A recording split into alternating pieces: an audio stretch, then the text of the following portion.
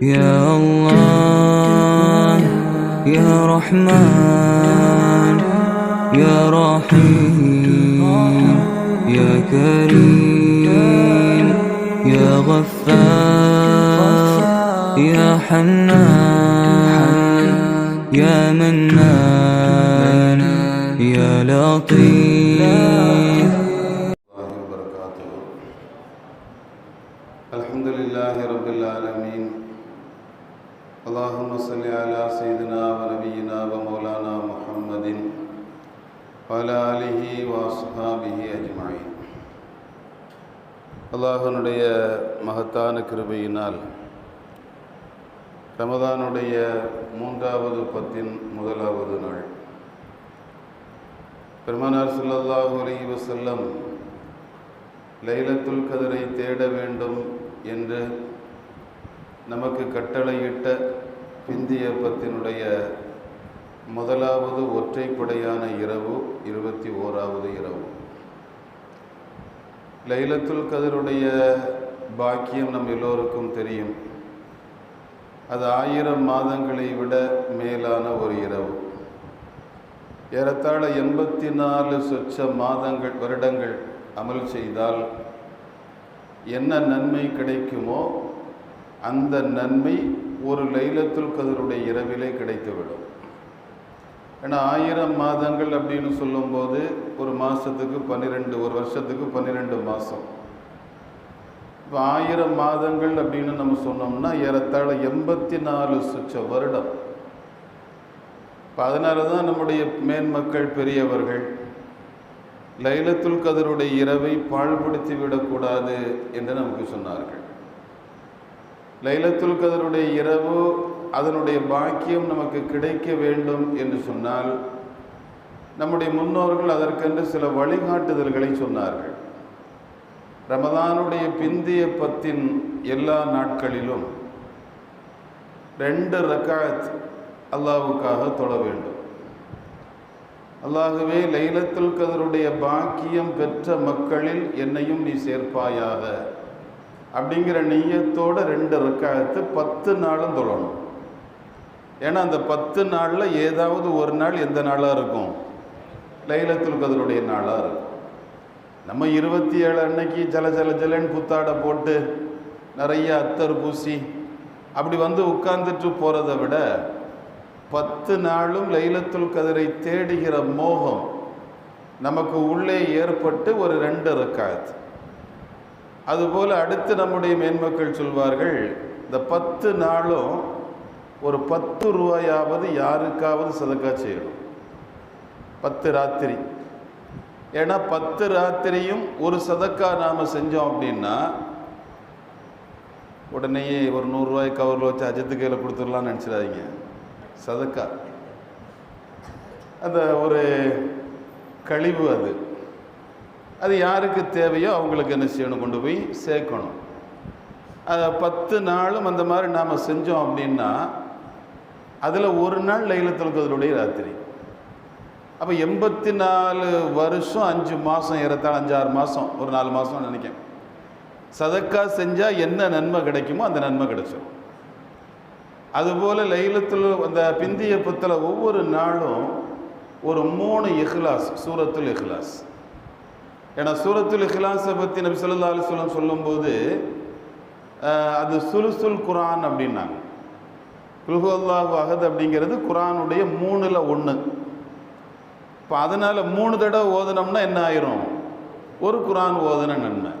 இப்போ அதனால தான் நம்முடைய எல்லா நிகழ்வுகள்லையும் நம்முடைய மேன்மக்கள் நமக்கு அல் ஃபாத்திஹா அப்படின்னு சொல்லி ஒரு சூரத்துல் ஃபாத்திஹா, 3 இஹ்லாஸு, ஒரு ஃபலக்கு, ஒரு நாஸு அப்படிங்கிற அந்த கைஃபியத்து முறையை ஏன் ஏற்பாடு பண்ணாங்கன்னா, அவசரமான உலகத்தில் 3 இஹ்லாஸ் ஓதுனா என்ன கிடச்சிரும்?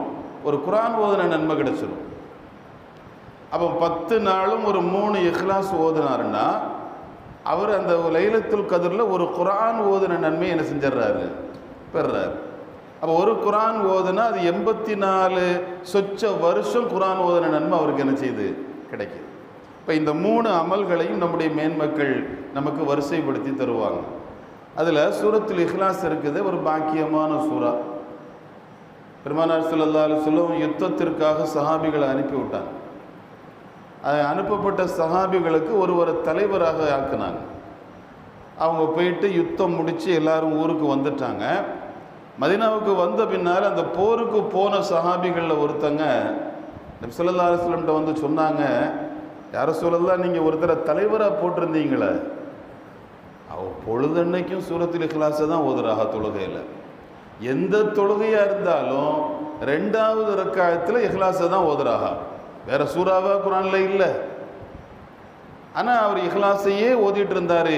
எங்களுக்கு ஒரு மாதிரி ஆயிடுச்சு யார சூழல்லா அப்படின்னு அந்த சஹாபி வந்து கம்ப்ளைண்ட் பண்ணாங்க.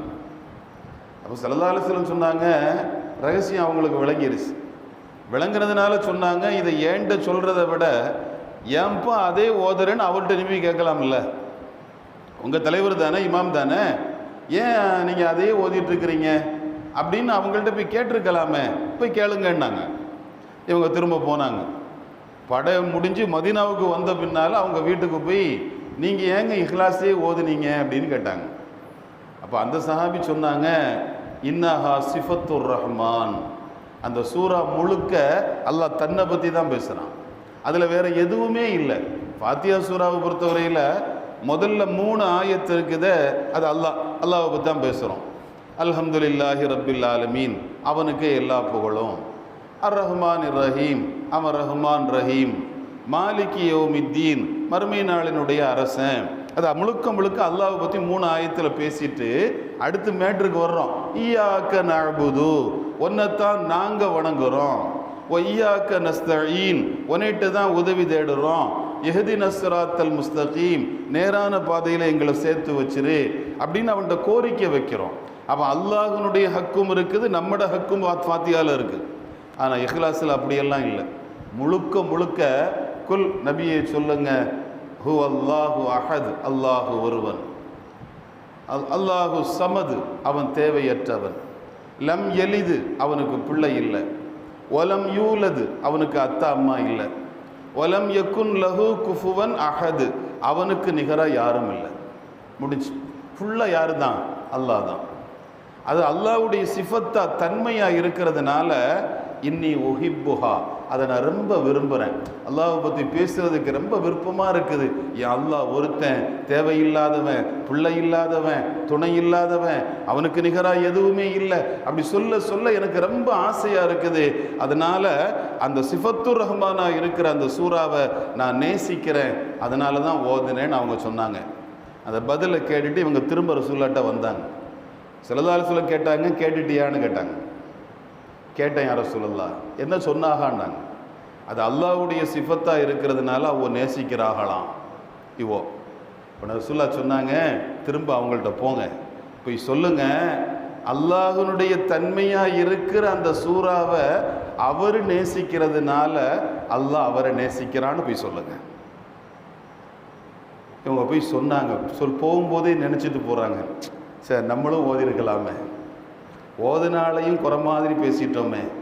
அப்போ இதுதான் சூரத்துல் இக்லாஸ். முழுக்க முழுக்க அதை ஒரு அடியான் விரும்பி ஓதும் போது அல்லாஹ் அவரை நேசிக்கிறான்.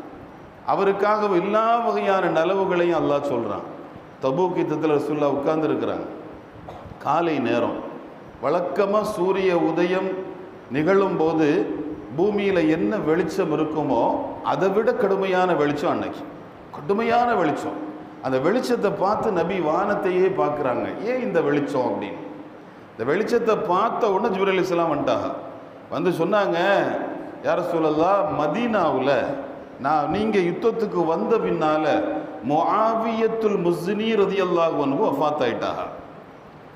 அவங்களுடைய வஃபாத்துக்கு வானத்தில் இருந்து 50 மலக்குகளும் இறங்குறாங்க. அந்த மலக்குகளினுடைய ரெக்கைகளில் உள்ள வெளிச்சம் தான் இந்த வெளிச்சம். அதனால தான் தினந்தோறும் சூரிய உதயத்தின் போது ஏற்படுகிற வெளிச்சத்தை விட இன்னைக்கு வெளிச்சம் கடுமையாக இருக்குது அப்படின்னாங்க. ஹஜ்ரத் ஸல்லல்லாஹு அலைஹி வஸல்லம், அப்படியா, முஆவியா வஃபாத் ஆயிட்டாங்களா? ஆமாம், முஆவியத்துல் முஸ்ஸினி வஃபாத் ஆயிட்டாங்கன்னாங்க. ஜனாசாவை பார்க்கணுமா யார ரசூலல்லாஹ்னு ஜிப்ரீல் கேட்டாங்க. ஆமான்னாங்க.